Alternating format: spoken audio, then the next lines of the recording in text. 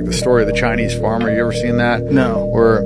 So he loses his horse, and everybody in the town comes over and they say, "Oh, well, that's terrible." And he's like, and they're like, "Oh, well, that's terrible now, isn't it?" And he's like, "Maybe." And then the next day, 7 wild horses come back, and they all come over and they say, "Oh, well, that's great." And he says, "Well, maybe." And the next day, his kid is taking out one of the wild horses and breaks his leg, and the whole town comes over and they say, "Oh, that's terrible now, isn't it?"